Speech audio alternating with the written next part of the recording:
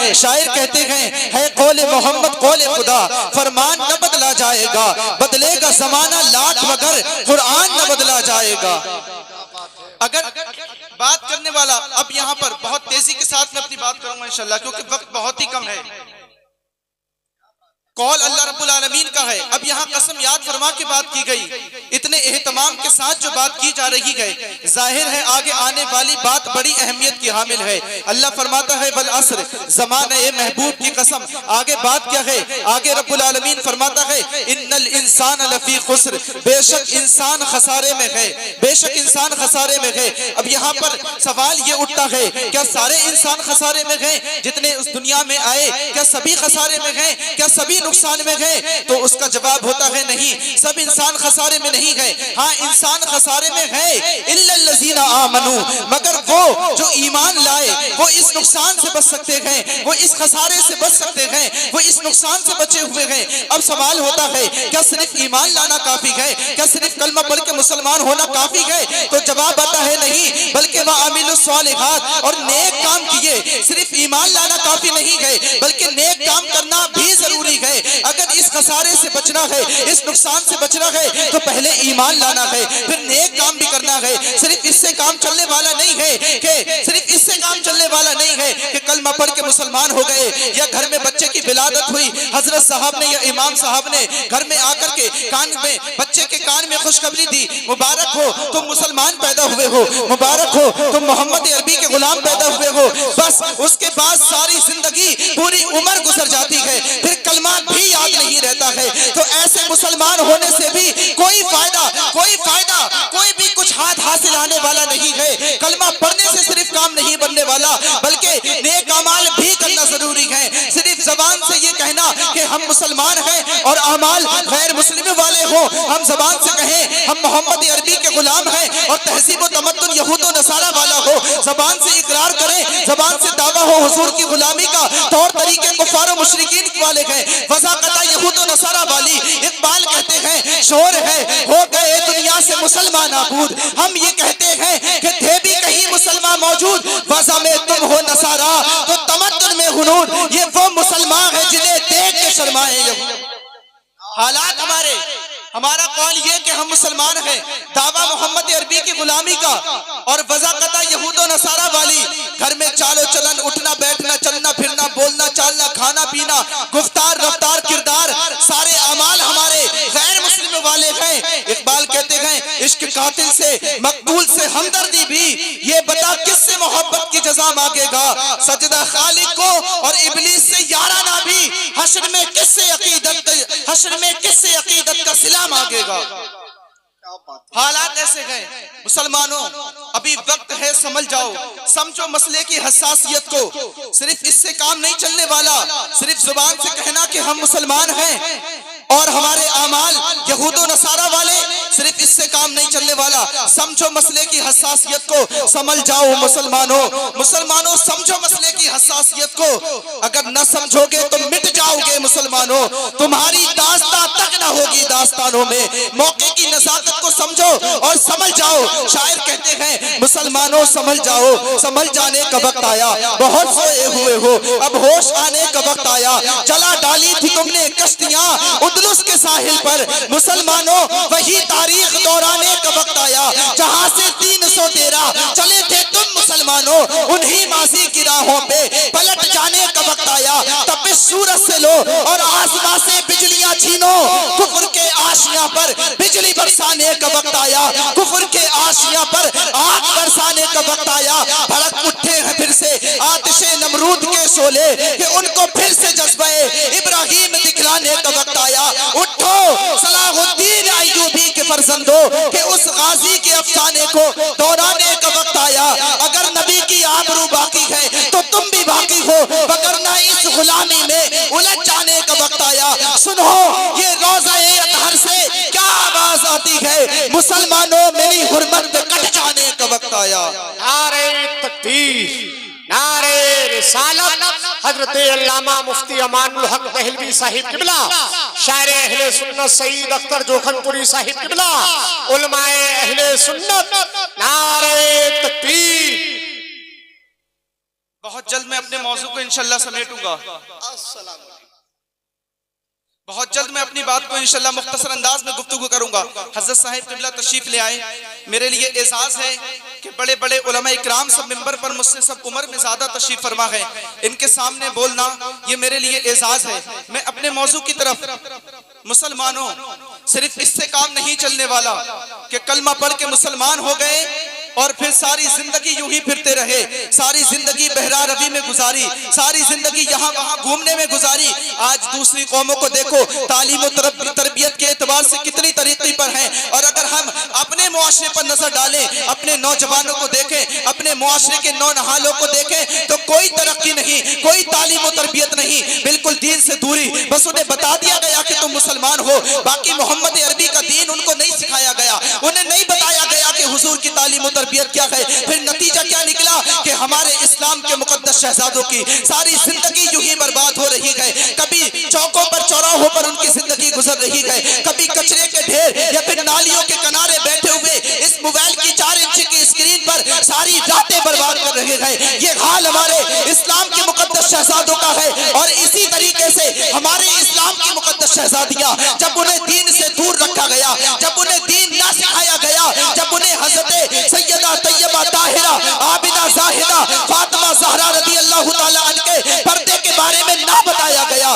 جب انہیں دین سے دور رکھا گیا، تو نتیجہ یہ ہوا کہ نہ صرف انہوں نے پردہ چھوڑا، نہ صرف انہوں نے نمازیں چھوڑی، نہ صرف انہوں نے روزے چھوڑے، بلکہ مقام یہاں تک، بات یہاں تک آ پہنچی کہ وہ آج محمد عربی کا دین چھوڑ کر کے مرتد ہو رہی ہے، غیر مسلموں کی طرف بڑھتی جا رہی ہے۔ یہ نتیجہ کس کا ہے؟ یہ نتیجہ یہ ہے، یہاں پر قصوروار کون ہے؟ یہاں پر قصوروار مین وہ والدین ہیں جنہوں نے اپنے بچوں کو دینی تربیت نہ سکھائی، اپنی بیٹیوں کو کبھی کالج اور کبھی اسکول اور کبھی ایکسٹرا ٹیوشن کے نام پر گھر پر رات دیر سے واپس آنے پر کبھی کوئی ان سے سوال نہ کیا، موبائل ان کے ہاتھوں میں دیا، کبھی ان کو کوئی لگام نہ کسی، آنکھوں پر پٹی ڈال لی، کبھی ان سے کوئی سوال نہ کیا۔ نتیجہ یہ ہوا کہ یہ اسلام کی مقدس شہزادیاں دین چھوڑ کے مرتد ہونے لگی۔ ہمیں دوسروں سے کوئی گلہ نہیں کہ دوسرے ہمارے ساتھ کیا کر رہے ہیں، دوسروں کی نظریں ہماری اسلام کی مقدس شہزادیوں پر کیسی ہے۔ ہمیں دوسروں سے شکوہ نہیں، ہمیں شکوہ اپنوں سے ہے۔ نہ ادھر ادھر کی تو بات کر،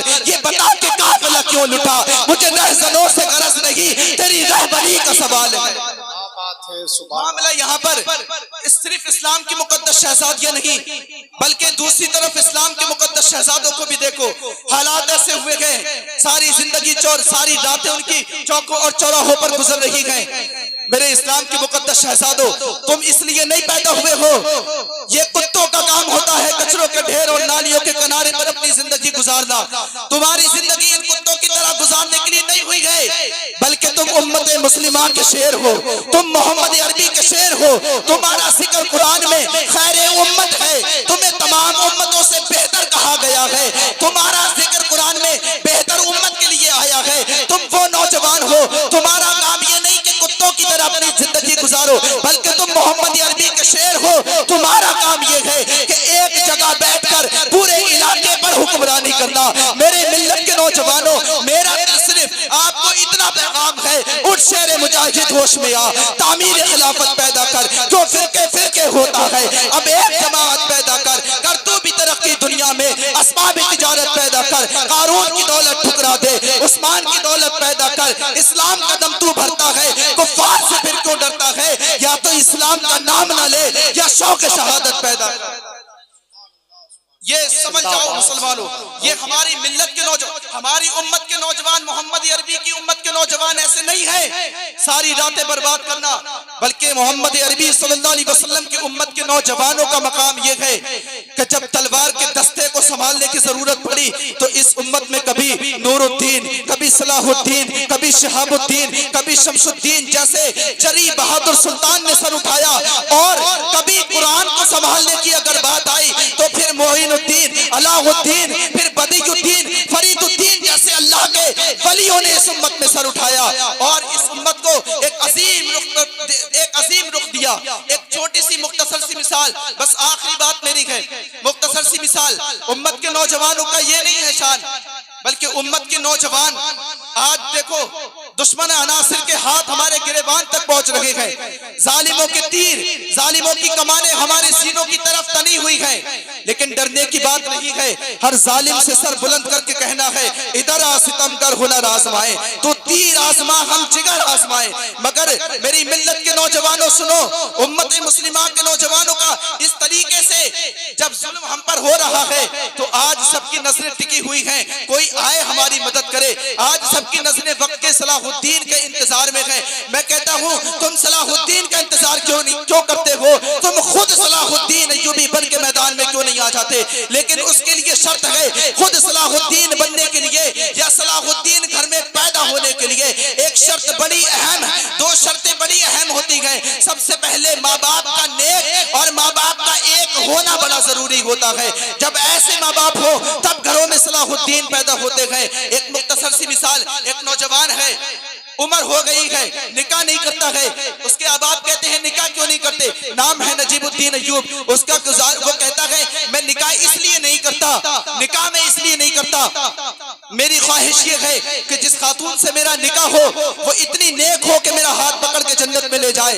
दूसरी तरफ जिससे हजरत नजीबुद्दीन अय्यूब का रिश्ता होता है, बड़ी मुख्तसर अंदाज में मैं बात कर रहा हूँ, जब उनका रिश्ता होता है उस खातून की ख्वाहिश भी यही होती है कि मैं ऐसे शख्स से मेरा निकाह हो जो मेरा हाथ पकड़ के मुझे जन्नत में ले जाए। अब जब दोनों का निकाह होता है, जब इतना उधर नौजवान नेक और इधर इतनी नेक खातून, जब इतने नेक नौजवान और खातून मिलते हैं तो अल्लाह इन्हें जिस बेटे से नवाजता है उस बेटे का नाम यूसुफ रखा जाता है। फिर 1187 2 अक्टूबर को वही यूसुफ दुश्मनों के नरगे से, यहूद व नसारा के चंगुल से क़िबला-ए अव्वल को आजाद करवाता है और उसके बाद से फिर सारी कायनात उसको मोहसिन बैतुल मुक़द्दस, फातिह बैतुल मुक़द्दस, सुल्तान सलाहुद्दीन अय्यूबी के नाम से जानने लगती है।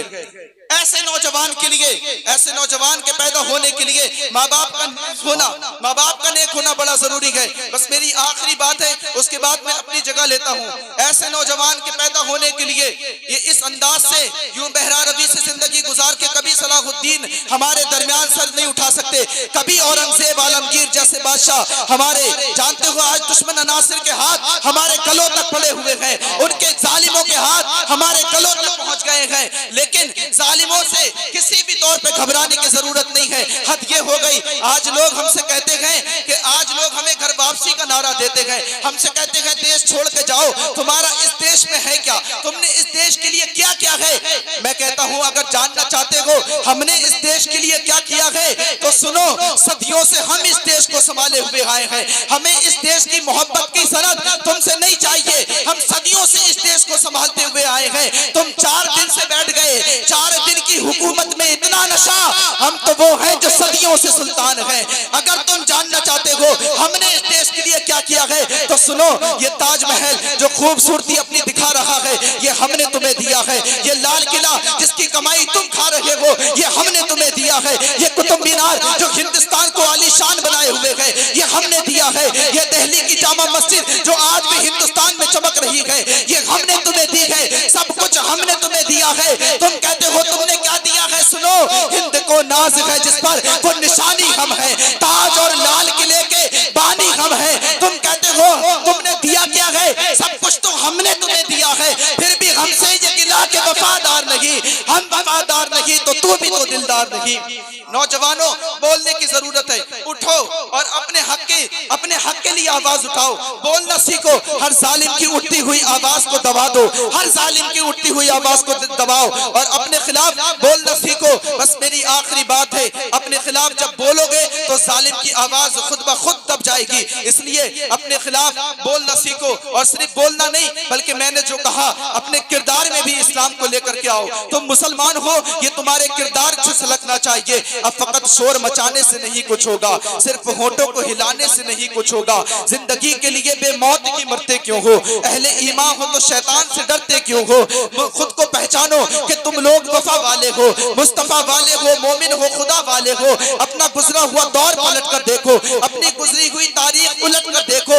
हम पहाड़ों का सीना चाक किया करते थे, हम दरियाओं का रुख मोड़ दिया करते थे, हमने मरहब को पछाड़ा हमें याद नहीं, हमने खैबर को उखाड़ा हमें याद नहीं। क्यों? क्योंकि रह के महलों में पैगाम हक भूल गए, ऐश इशरत में पैगंबर का सबक بھول گئے، امن عالم کے امی ظلم کی بدلی چھائی ہے، خواب سے جاگو فلسطین سے صدا آئی ہے، کفر دم توڑ دے ٹوٹی ہوئی شمشیر کے ساتھ، تم مگر آج بھی نکل آؤ نعرے تکبیر کے ساتھ۔